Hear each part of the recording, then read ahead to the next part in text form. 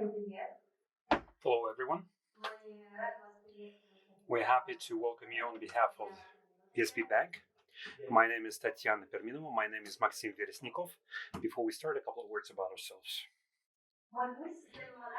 My path to systemic analysis started 17 years ago. It's half of my life, and this is the 17th level of the hero. In many outsourcing projects, the Matchel company group, Alpha Bank, Wimpel.com, I've been working in different companies and for different projects and formalization of requirements in the description of business processes, instruments, notations, and I've come to PSB as a chief system analyst, and I'm a director of business analysis of business applications, and our department is developing own in-house solutions, including also remote banking servicing systems for business entities. We have a total of about 700 people, and out of them 200 system analysts. My path in system analysis is a bit less, 9 years. I've been working in DBO company, and I've been working for 6 years in PSB. Just like Tatyana, I rose to chief system analyst, and I received my principal experience in PSB. In these 6 years, I've grown to become head of the system analysis department. I'm running a number of sub-departments of system analysts who are developing different systems for individuals. And now is the most important question. Who is familiar with the game Heroes of the Sword and Magic 3? We thought there would be less number of people. Great. Are you playing this regularly or maybe now? Also, we have some people like that. Good. In our presentation, we're going to rely on the visualization and the gaming experience of the Heroes of Sword and Magic. This is the computer game based on step-by-step strategy, which was born in 1999. And in 2010, the team of Russian developers has provided an official add-on HOTA, which has changed the visualization of the game. It has changed the game balance, and it seemingly has breathed a new life into the game. The game itself is happening in an imaginary fantasy world where gamers are heroes. Yes. Strategic part of the game. This is what you can find in the left part of the screen. The heroes are moving along the map and capture different sites. In the tactical part of the game, we're talking about the fight with the enemy. So you can play both against the computer or with other people in a multi-user game. Now, 5 years back, I've been working in PSB for a long time, and I was offered to head a new direction for me, development of retail systems. It's a well-known, according to banking service, such things as accounts, investments, deposits, payments, and so on. And our team was well established by that time. We had 3 experts, dragons, and about 15 middle system analysts. Was it a good team? Yes, it was. We could address different goals of different complexity, but we couldn't capture a number of cities at the same time. 5 years ago, I've been already working for a year in PSB. We had a small department made up of 5 people. I was one of those 14 people, and it was multi-tasking. We had operations of currency exchange. When you're a recent employee in the company, you still have questions about how things work. And at that time, I was assisted in the fact that all the experts were about 1 meter from you. They could show you the terms of reference they were writing, and the whole competence was accumulated within people. And here we gradually moved to our first thesis, the power of knowledge. To develop and grow, one needs to perpetuate the knowledge. At the time, our ABS was as old as 10 years. We have written 100, if not thousands, of terms of reference. All of them were in Word documents. Experts were tearing apart between projects and consultations. And it was a vicious circle. When you have many tasks, you cannot take something new. You are prepared to delegate it, but you don't have new employees. You have to find them first and teach them. So we couldn't afford to take on a number of system analysts right away, or analysts who are not really versed in this content. And based on this our knowledge base looks like a magic spell book. You will see more about it in our presentation. They're just exactly like in our life. We have created a very useful tree with the product directions and deposits. We have more than 30 different product directions, and we start to fill them up. Then for each product line, we have created and filled them in with a history of applications, because we realized that to catch up with all 3 years would be impossible, but to go back to this knowledge base would be quite convenient. And this history of applications is the history about RFCs, hashtags, and so on, which has allowed us to see the value quite quickly. We start to go to this database whenever users were coming in, and analysts were trained. And all the new processes such as chatbots, PSB, mobile, and network were described in Confluence. But here we start to look at how to show the evolution of the product better. It's like a philosopher's stone. We're still trying to find an ideal solution for us. We have studied both GitLab pages and we looked at the scroll versions, but none of these options fit us perfectly, and that's a matter for this separate dedicated presentation. So we stayed at the old version of the Confluence. So we have developed a number of rules how to maintain requirements. At the same time, we had some leeway.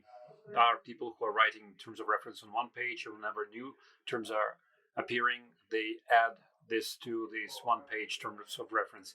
There are people who are writing it in a separate page, whatever additions are added, and then they put it into a single page with a description of the functionalities. When we have switched over to Confluence, we collected feedback, both positive and negative. For instance, we realized right away that we need a single template for terms of reference, because on one hand, new system analysis were coming in. They had their own background on the systematization of requirements. On the other hand, terms of reference was viewed at not only by developers and testers, but also security guys, follow-uppers, and so on. But the template of terms of reference is not a static thing with different chapters. Terms of reference is formed automatically with some fields filled in right away. So it's not so easy to move away from Word that you used for dozens of years into Confluence, because whatever was convenient in Word, be it the content, formatting of the page, was not so evident and user-friendly in Confluence. And we have created a separate page with a description of whatever macros exist there, how to format text, how to prepare content, and so on. And we have separately organized training for different system analysts by showing them how convenient it is to work in Confluence and what value we see attached to it. And owing to all these steps, we have transferred more than 100 system analysts at the time to work in Confluence. Yes. At the same time, we were not limited only to our system. We have realized that the database is needed for everything: how to order DBS, how to organize the permits, and we had an awarding system, and 510 processes will be described in the background mode. That's how we gave birth to our educational portal, which, aside from the analytical groups and development groups, contain questions generally about all our work. And as organization, we of course had our own instructions, hundreds of pages of dry text, but we tried to be as simple and straightforward in the user friendliness so that anybody could understand this. For instance, I had a tradition. Each new analyst was told a story, what RFC is all about, what life cycle exists between stages, and so on. Then I decided to draw such a treasure map where all the statuses can be depicted like this. Maybe you cannot see everything here, but there are release reefs. There is a ship cemetery where it dies. And that way we were developing our educational portal. And here we have approached the possibility of scaling up of the team, because after the educational portal was born, we moved on to the next stage in wording, and this is thesis number 2. Wording must be manageable, it must have a structure and a plan. And we have decided to start from the very beginning, from the new employee, what kind of clearances he was requiring, and permits as well. Here I will sidetrack a bit. In the Heroes of Sword and Magic, there is a separate city, and there are first level armies, pixies. They have average speed 6, and the attack is also 6. Yes, it is 6. And attack and protection is quite low. But in the basic version of the game, for just 1,000 gold coins, you can upgrade them to those pixies to fairies. They have better speed, like 9. You can live with that for the whole battlefield. And owing to the good tactics in the first days of the game, you can simply kill everyone around you. But agree that it doesn't work like this when a junior comes in and start to be active part of the project. So in the hotter add-on, the game balance has been changed, and in order to upgrade pixies to fairies, we had to build the guild of mages and university. The same is true in life. We try to look at it with the eyes of a newbie, because often there's a situation when you find a new job and you live with yourself, and you're lucky if you have a good mentor, and if not, it's important to see what awaits you in the future, today, next day, in a week's time, or in a month's time. And for a mentor, it's not an easy story either, how to tell everything to what is redundant or what is necessary. And gradually we have prepared a checklist. Yes, we have memo for the mentor, because a mentor starts working even before the new guy is hired. They have to plan the working station, order the gear and equipment, and welcome presentation. So the mentor has a separate page with like a to-do list. And also this checklist is needed because that mentor has other daily job that they have to perform, and this checklist performs the main function as a reminder what stories he has to tell to the newbie, what kind of skills to teach, and so on. Let's move on to the onboarding page.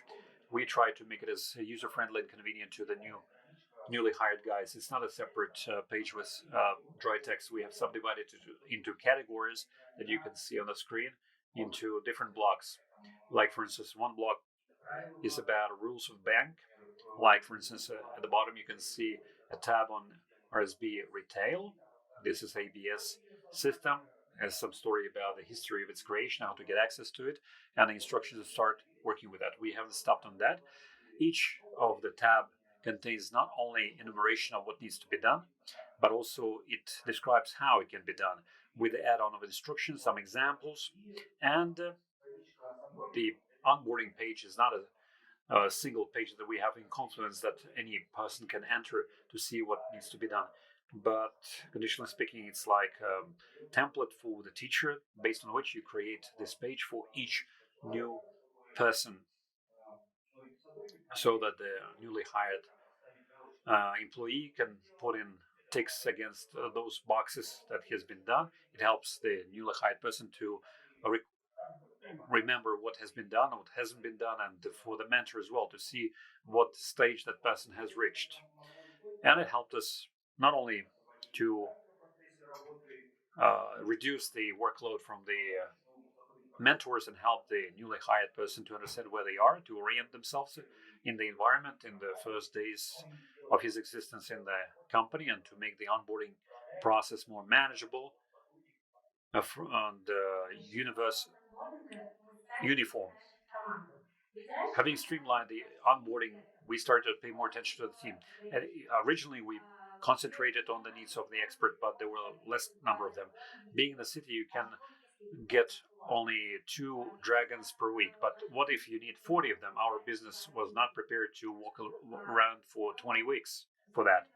That is why when we started to grow, we started to see questions about the manageability and control, quality control, and we start to cultivate the department leads, and his case was, and Alexei was just like that. Yes, I became the head of the analytical department. My employees were in digital teams, and the difficulty here was that on one hand, they had to be strong in the subject matter. They had to understand how the internet bank or mobile applications work. On the other hand, the formal team lead was the products in the team, and the tasks were decomposed during Scrum events. Our previous ideas have come in handy.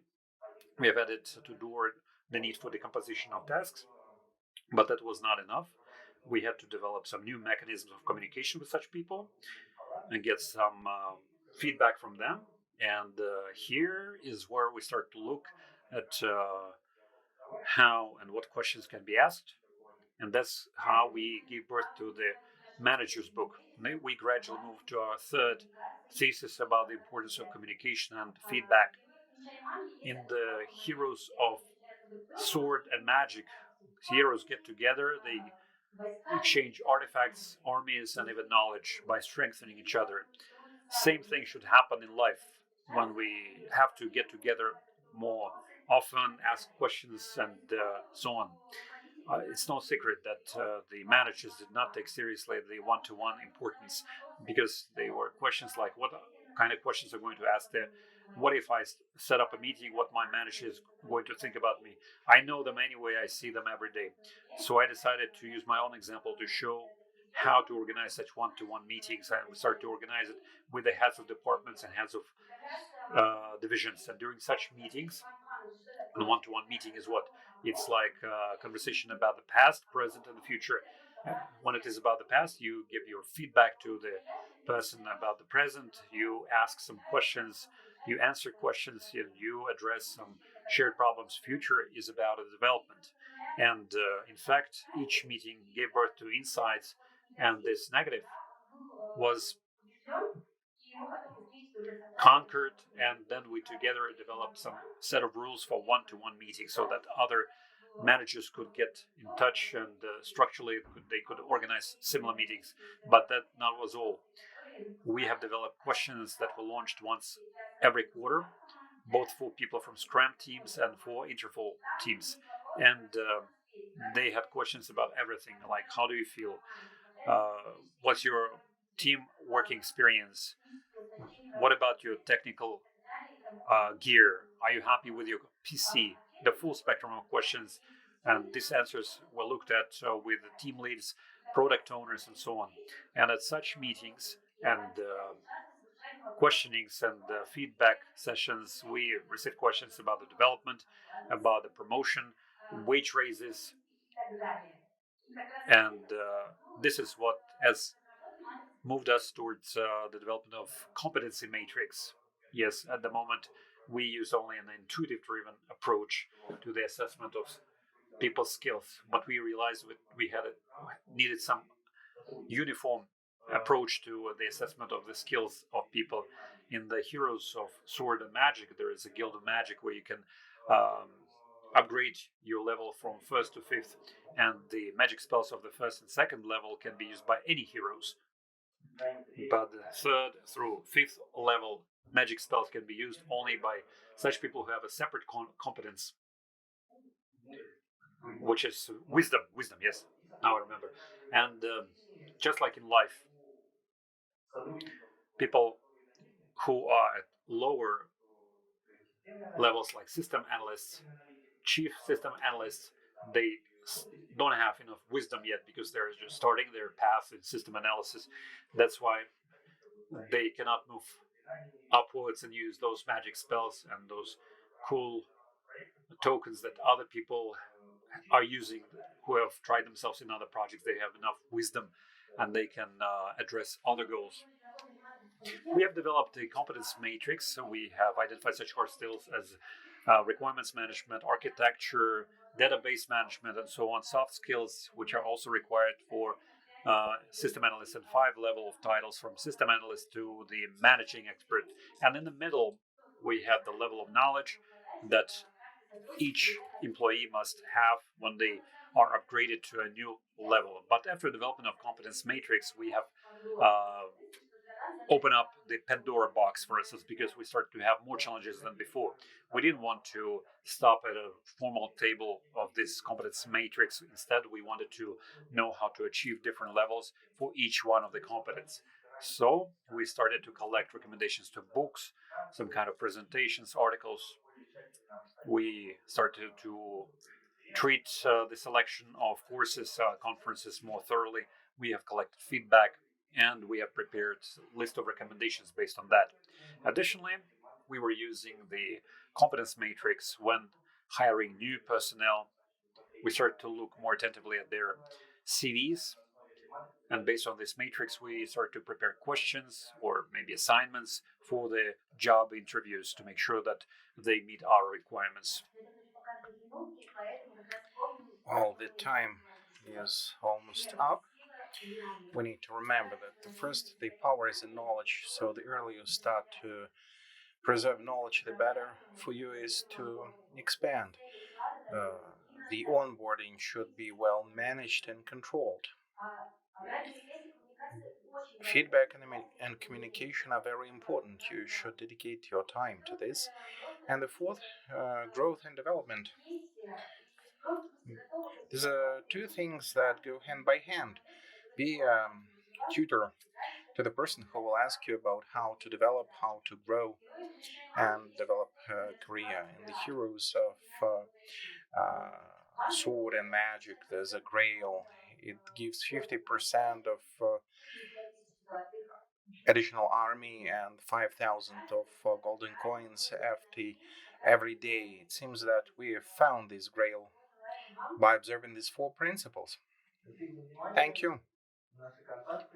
Our contact details, and we are ready to take questions. And this is the special QR code and our contact details. What do you need? First, our contact details, and then we show the QR code, and we will be ready to take questions.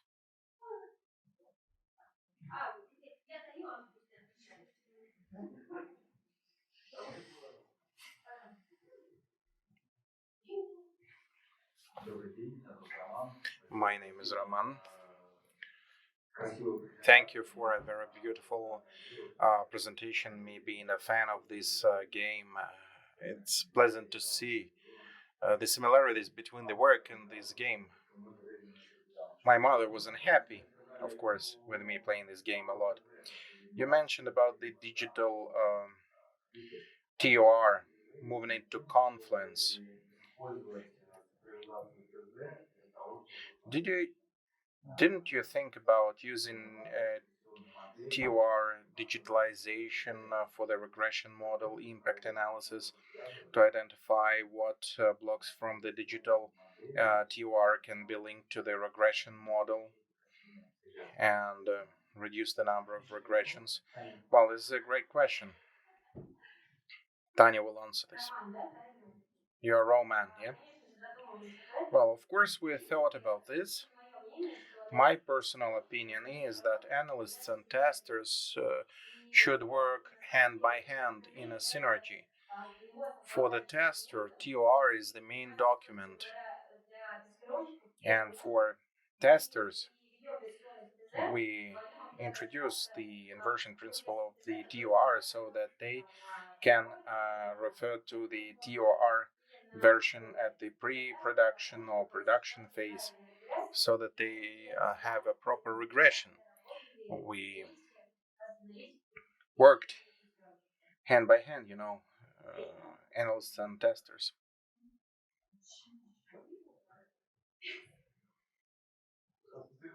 Hello, thank you for the presentation. My name is Konstantin, I'm the tester. I have the following question.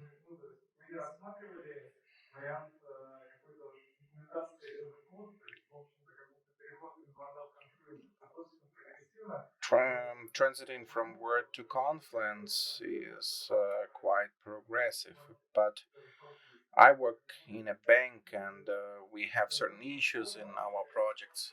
Sometimes it is difficult to work in Confluence The projects get larger and you get more and more analysts. So the question is, did you think of documentation as a code? Well, it's a good question. Yes, of course, we thought about this. And on the one hand, we have GitLab, and developers, they write their code, they merge, and they keep the code up to date. So GitLab Pages was the first to look at. We prepared 2 hours Markdown, but then the question was that there are a lot of system analysts, other people, not only developers, testers, but also clients and information security specialists work with 2 hours. And when we did different testings and pilots, it turned out that it's not very convenient for the team.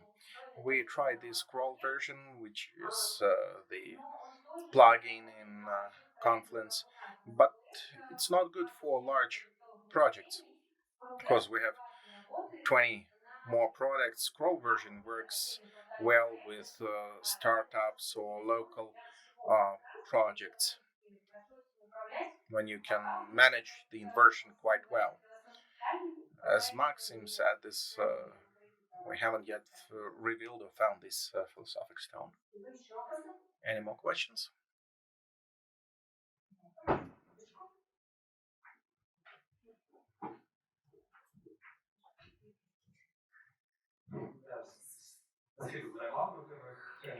I would like to thank you for the presentation.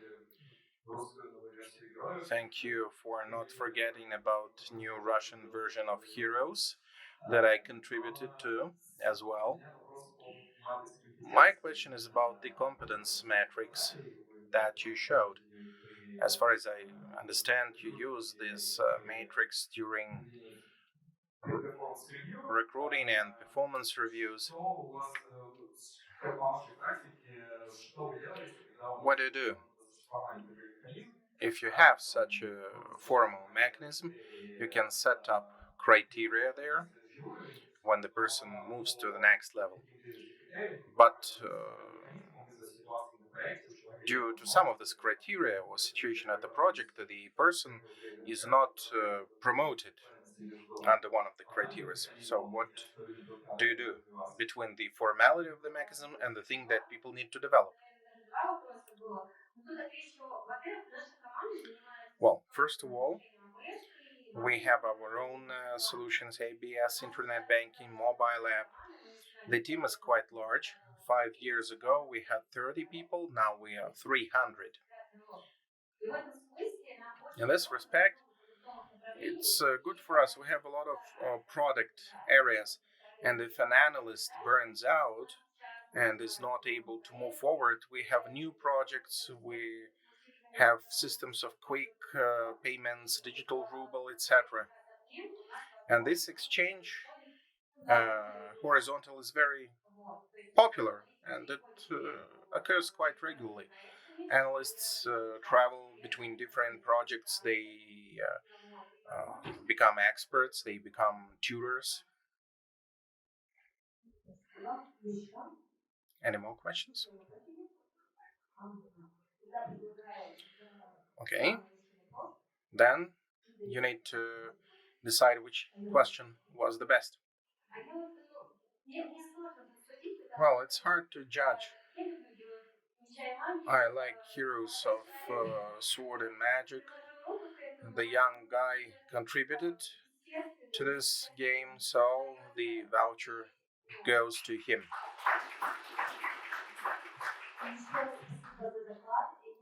Thank you for your presentation. I would like to remind you that you could put a smile sticker if you liked the presentation. Thank you.